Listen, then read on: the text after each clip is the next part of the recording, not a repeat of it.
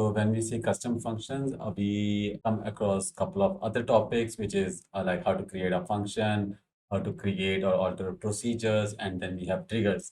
So a custom functions is a routine basically which accepts parameters, and then based on that parameter, it can perform some actions, and it can also return a value. The SQL server allows us to create three types of functions. One is a custom function, then we have stored procedure, and then we have triggers. So we will go one by one. So let's start with a custom function, and let's try to create a function. So we have, let's say, two types of functions. One is a scalar function, and then we have a table function, right? So let's do a scalar function first. So let me run this, and let's create or alter function. And then let's give it a name, scalar function, and then right. And since it's a function, then we'll also be passing a parameter. So let's say we are passing a parameter input, and which is a var and max, and it returns in data type as begin, and then for begin we have end. So why do we have this begin and end is basically seeing something. So when you need to run multiple queries within SQL, then you would need to have a begin and an end, right? So let's declare this, declare output here, and then let's set this put equal to length of right, input. The length of input, correct. So I don't know where the mistake is, but let's see. Then I'm saying return it, and then I'm saying return with the output. Did I pass input correctly? Yes, I did. This was the mistake. So let's create this. So the function is created. All right. So we are saying alter or create, and then we pass on the function name and the parameter that will be passed on, and then it will return an int data type, or let's say the value. And this is what the overall, let's say the syntax, like we are declaring an output which needs to be the output, right? And then we are setting it as the pass, but whatever we pass as an input, its length will be passed on to the output variable, and then that output variable will be given as an output. Now, to run the function, you can simply say select, and then functions should come somewhere over here. So let me just check programmability and the functions. So we have scalar functions, right? So let's check. This is the scalar function that we have, or we created, right?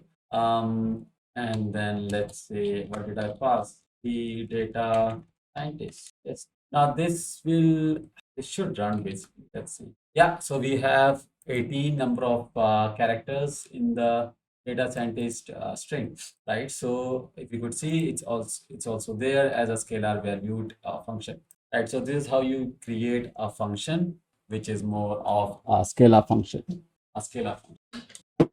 Now, just to add on to this, we can create a nested function as well. So when I say the nested function, so it's a function within a function. So you can call one function within another function, and in that way we can have it like, I think 32 times you can do that, right? Let's say nested a function and not more than that. Yeah. So let's create. So this was tab scalar function. Then we have table function, right? So for that table function, let's create a table function. Let's say create or alter function, and then let's say check maybe price. Let's say check price overvalue. Let's say overvalued price. We will define what is overvalue. I'm not saying in stock is I overvalued or undervalued, right? So let's say add overvalue as int. So we are passing it as int, the parameter, right? And then we are saying return as a table. So this is where the difference credit. So return it as a table, and then as I would say begin and end. Right now for the table custom function, the syntax the syntax should be within the bracket. So let's say this one, I think this is not in as table or as return, right? And then we don't need this. And then let's say select star from company by sector, let's say, right? Their price is greater than at the rate core value. Basically, the core value that we passed earlier is what we will be using, right? And I think it's good, right? So let's run this and then see if it is being created or not. So it's created. Just to verify it, let's refresh this, and then this time we will be checking it in the table valued function. So we have check over values price. Let's run this. So like we did in the previous scalar function, here also we will be saying select star from this one, or not from, select, yeah, so let's start from, then I would say 1,000, right? And let's run this. So we have all those stocks or all those prices which are above 1,000. So this is how you can create a custom function. So you can again make the change. So let's say where price is greater than overvalue, order by, let's say, descending, right? And then if you run this, let's try to run this again. Descending is not correct. Okay. So descending by price, okay, and then descending, and let's. The order by clause is invalid in views, inline function, derived tables. Okay.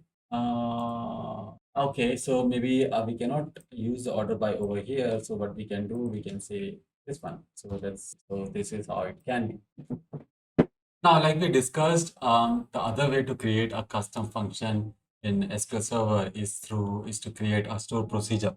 And I would say store procedure is totally different from our regular functions that we did earlier. Basically, the store procedures can be used to modify a database state, I would say, right? Or let's say it can, with the procedure or with the store procedure, you can create, delete, or even modify the database objects. And you don't need to pass a variable or let's say a input parameter, and you do not have to return a value as well when it comes to the store procedure. And to execute a store procedure, you need to use either a execute word, or let's say a keyword, or let's say exact keyword. So let's start that, or let's try to create a store procedure, right? So let me create a new tab. So let's say create or alter procedure, and then let's give it a name, sp underscore copy table, because normally what I used to do whenever I create a store procedure, I would give sp underscore as a name, so before the table name, or whatever I'm creating, the store procedure name, right? So and then let's give it up. So this is what I'm doing, price that I'm passing. So this is this is a variable that I'm passing. It's just to filter the data from the table.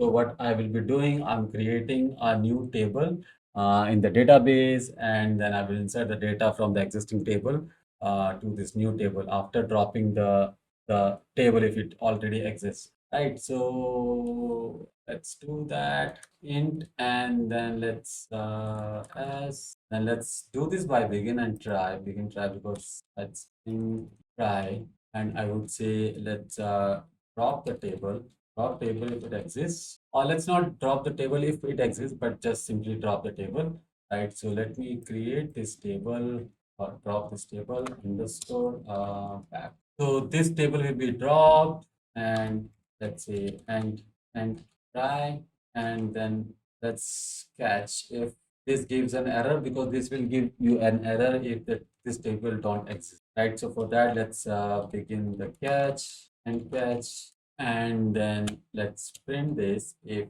this gives you error, right? Let's print this, print drop table gave error, right? So we will print this one, and then after that we will insert the data from this table. So let's say select start into for right from, let's say, from company by sector, where now this is the price which I was basically trying to pass. where the price is greater than the price that we are passing, right? And let's run this. Oh, okay. This should not give an error, but something is not right over here. Cannot drop the table because it does not exist and you do not have permission. That's fine. So the query is, or let's say the procedure is created, right? And then here you can see the procedure. Right now, this procedure is created. Right now, let's execute this. So either you can execute with this one, let's say 1,100. Right, this is one of the way, or you can execute it like exec. So both the ways are right. We have 283 rows affected, right? So it should get created over here. So back up, and then if I say selected, select start from. So we have the backup table with 283, right? Because this was created from this procedure. Okay. Now third and the last way is, or let's say the last type of function is the trigger, and trigger is again something really useful like the procedure because I would most of the time I don't use functions that much, but I do use procedures a lot. See, it's more about the habit. So some people likes to create the procedure, some people like to create both the procedure and the trigger. So basically, trigger is something which calls on a particular event, which is which calls a procedure on a particular event, right? And then that event can be, let's say, when our data is inserted into a table or deleted into a table, or when a table is dropped or created. So there are like many events in the SQL, and based on that events get triggered, and another event can be, or another procedure can be run, right? So this is where the triggers are shown, like we have functions and programmability, or let's say the stored procedure.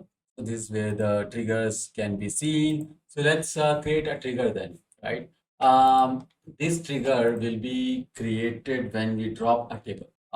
So what we created earlier, so we created a store procedure, right? So when we create a store procedure, a table will be dropped, and based on that drop of table, we will run this trigger, or let's say run another print state, right? So let's create or trigger. Let me give it a name, tr underscore draw table event, right? And then let's on database for drop table as, let's say, print. Let's print it. So it says that table is dropped, and then let's run this. So if you see over here, so we have a new trigger created, drop table event, right? Now let me comment this so that you will be. So now I will not run this trigger or anything. What I will be doing, I will drop a table, right? So I think we still have this table over here, right? So let's say drop table, and then the table name is this one, right? So when I drop this, a table is dropped. So this print statement got triggered because what we were saying that, whenever there is a drop of the table, then it should be triggered. Now again, let me give you another example. Let's say let's create, or let's say let's drop this table, right? We just comment this. Let's drop this drop table, and then the table name. Again, you will get a table is dropped. The reason being, whenever there is a drop of table, this trigger will be called on this database. Right. So yeah, and then same thing can be done to roll back something. So let's say mm, table was dropped, some by a beginner, or let's say a new joinee, and then what you can do, you can create something similar trigger, and it will say that, if there is a drop of table, please make sure to roll it back. So there is a event, and I mean, you can call up an event, and then based on that event you can call a command which basically rolls back whatever being executed by the beginner, or let's say the new joining, right? So am I missing some more information? I think no. Okay, probably just one more thing to add that, when we create a trigger, we have to mention the scope. So we have to mention whether a certain table is being impacted, a database, or let's say even the whole server. So it's more of a scope that, at which level the trigger needs to be called upon or should be triggered, right? And then again, on what kind of action, whether it's insert, update, or delete action, or let's say even the drop action, right? And then triggers are basically of three types. So we have a data manipulation trigger that can basically modify the data, and then we have data definition triggers that can create or delete our database objects, and then we have login triggers that can basically react on the SQL Server login events, right? So these are the triggers types. So basically, it's a amazing topic to learn. It's a fun way, I would say. If you, whenever you are free or whenever you're available, you can surely go back and see what the procedures and triggers can do. And uh, trust me when I say it, this can really be really handy if you are a fun person when it comes to playing with the data, or you are good with exploring SQL.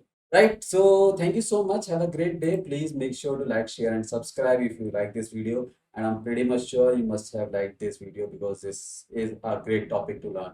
Okay, great. Bye. Take care.